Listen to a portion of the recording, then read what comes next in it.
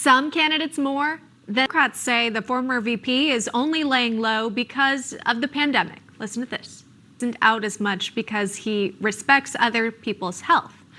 But Biden and many of his top surrogates are holding events, including this one in Philadelphia last week.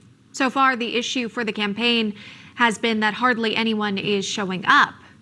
And then there's this. Biden filmed Erin Elmore, the USA Strong executive director, also welcoming in Amanda Mackey, a Republican strategist and attorney. All right, good morning to both of you here. Let's raise the enthusiasm here because, Erin, I'm wondering, is it an enthusiasm problem for Biden or is it a matter of public health and concern? What do you make out to be the reason for why we're seeing so few events? We already know that the enthusiasm gap is absolutely massive here. And I do like James Carville, the Raging Cajun. He's lovely and fun to listen to. But instead of it's the pandemic stupid, I think it's the dementia stupid. We know that Joe has an exceedingly difficult time stringing together more than one cogent sentence. I think he has a real problem communicating a message and getting people that want to listen to it. Amanda, yeah, we're in the final stretch here.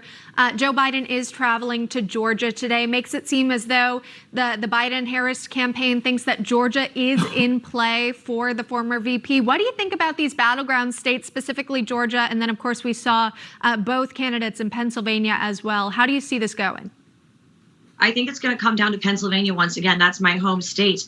And right now we see, unfortunately, there was a police shooting yesterday and we see looting and rioting again today.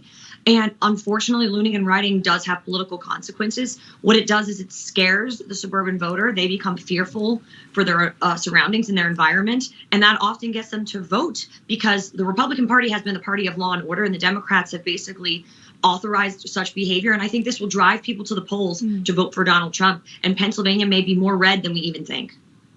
Yeah, very, very interesting. Much can happen in 1 week, as we know. But you mentioned coronavirus, and it seems as though it has gotten just a bit more coverage in the news recently. Of course, the president's positive diagnosis would lead to some of that, as well as the recent spikes that we are seeing in cases. But the Trump campaign spokesperson, Tim Murtaugh, was in a heated exchange on CNN about COVID. Here's what he had to say.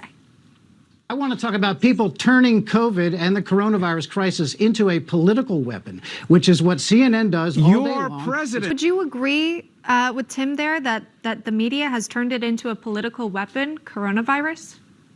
Absolutely. The left-wing media incessantly pushes the cases as opposed to hospitalizations. If you go look at Wall Street in their analysis, they're not going by cases because right now we have testing that is not only financially lucrative, but also widely available. So more testing equals more positive cases. Let's really look at those hospitalizations, but you don't see any members of the left-wing media doing that.